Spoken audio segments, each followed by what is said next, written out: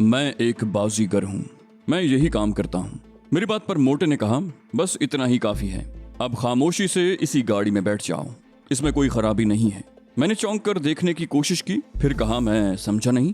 मोटे ने अचानक रिवॉल्वर निकाल लिया, बोला, अभी समझ जाओगे, हाथ ऊपर उठा लो। वो गुर्रा कर बोला, इस वक्त तुम कई राइफलों की जद में हो, कोई ऐसी वैसी हरकत मत करना वरना छलनी हो जाओगे। मैंने तवील सांस लिया और हाथ ऊपर उठाते हुए उससे पूछा, मगर तुम हो कौन और मुझसे क्या चाहते हो? वो बोला, अभी मालूम हो जाएगा। फिर उसने बुलंद आवाज में कहा, बाहर आ जाओ तुम लोग। अचानक बाईं तरफ की झाड़ियों से कुछ लोग बाहर निकल आए, उनके हाथों में राइफलें थीं। मोटे ने किसी को मुखातिब किया, बोला, सुनील, तुम पहले जीप की तलाशी लो, कांता अगर जीप में हो तो पहले उसे कब्जे में कर लो, इसका हिसाब बाद में चुकता करेंगे। गोया वो लोग भी कांता की तलाश में थे। हैरत मुझे इस बात पर थी कि उन्हें मालूम कैसे हुआ कि हम इस तरफ से आ रहे हैं। मोटे ने जिसे सुनील के नाम से मुखातिब किया था वो जीप की तरफ बढ़ गया, फिर वो बोला, जीप में तो कोई भी नहीं है। मुझे हैरत का शदीद झटका लगा। फिर मैं ग्लोरिया की पेशबंदी पर अशश कर उठा, उसी ने कांता को जीप से उतारा होगा, वरना कांता तो इस काबिल नहीं थी। मोटा धाड़ा, क्या बकते हो? मुझे इत्तला मिली थी कि कांता एक नौजवान के साथ जीप में सफर कर रही है। सुनील उलझ कर बोला, मगर ये भी तो हो सकता है कि ये कोई और हो।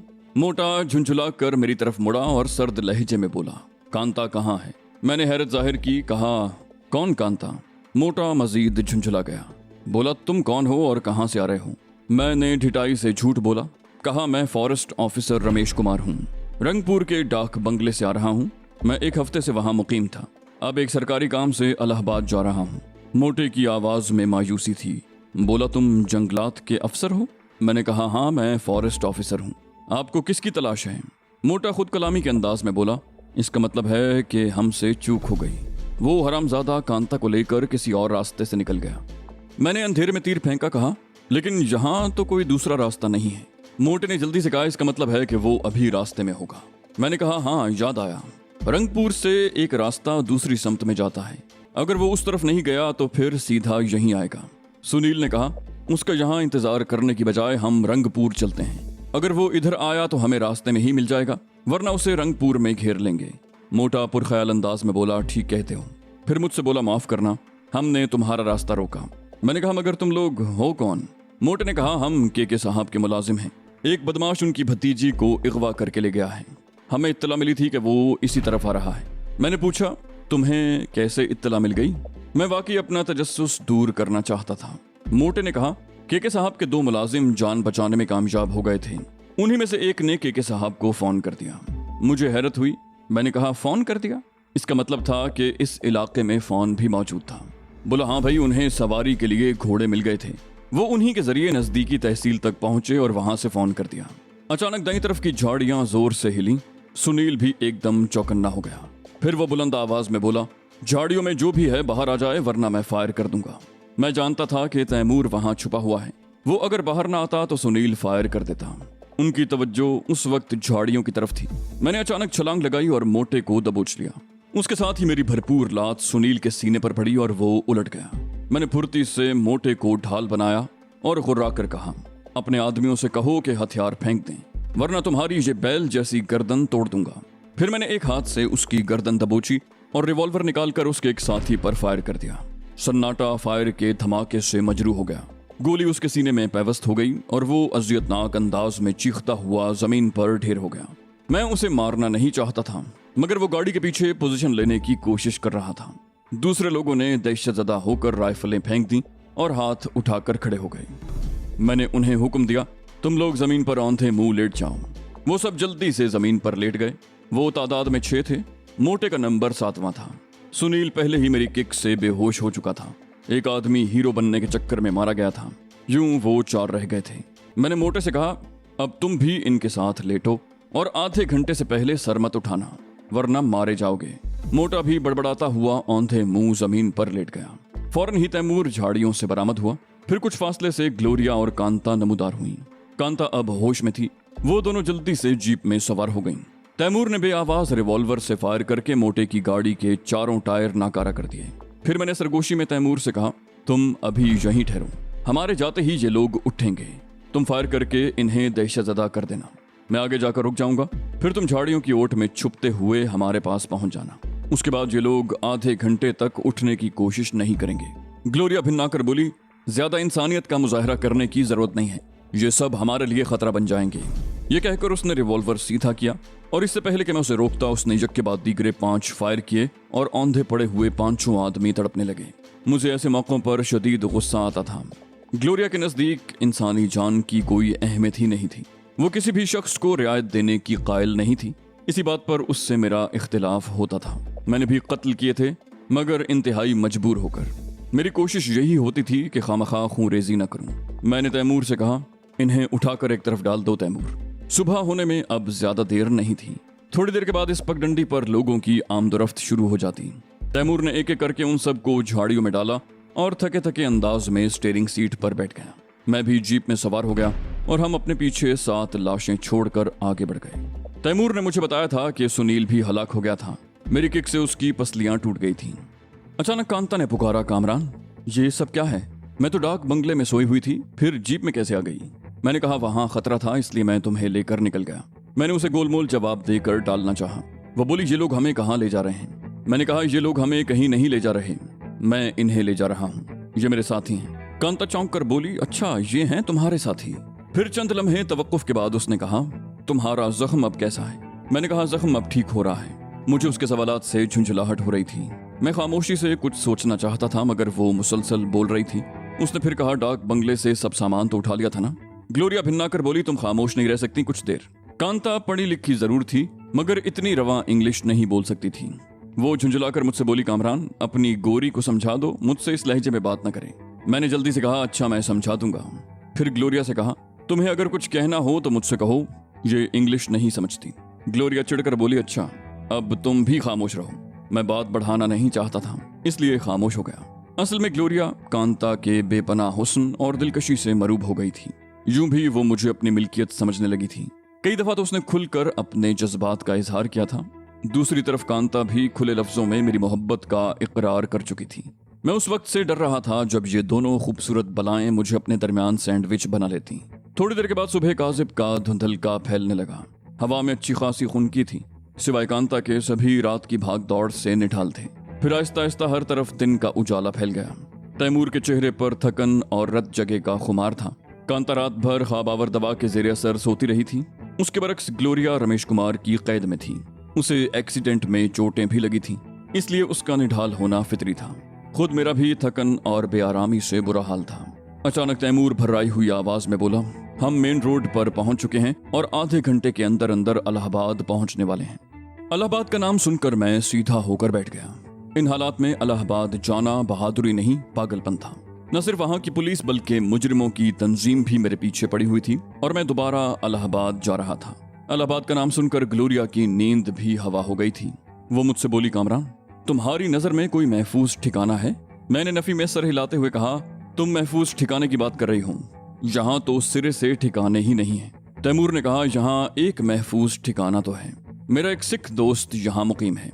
वो स्मगलर है और अक्सर सरहद उबूर करता रहता है। वो सोने से लेकर मवेशी और लड़कियां स्मगल करता है। मैंने कहा, चलो फिर उसी के घर ले चलो। इस वक्त मैं सिर्फ और सिर्फ आराम और सुकून चाहता हूँ। मैंने सोचा कुछ न कुछ बोलता रहूं, वरना तैमूर को नींद का झोंका आ जाएगा। मैं खुद भी ड्राइविंग करता तो तैमूर से रास्ता पूछना पड़ता। मैंने कहा, उस सिख से तुम्हारी दोस्ती कहाँ हुई? तैमूर ने हंसकर कहा, दोस्ती क्या, वो मेरा एहसानमंद है। बॉर्डर क्रॉस करते हुए एक मर्तबा वो रेंजर्स के घेरे में आ गया था। शायद रेंजर्स को नाका नहीं दिया गया था। मैंने पूछा, ये नाका क्या बला है? बोला, ये सरहद पार आने जाने वालों की एक इस्तिलाह है। मुस्तकिल आने जाने वाले स्मगलर दोनों तरफ की बॉर्डर फोर्सेज और रेंजर्स को पेशगी रकम देते हैं। उस रकम के इवज रेंजर्स की तरफ से उन्हें छूट मिल जाती है।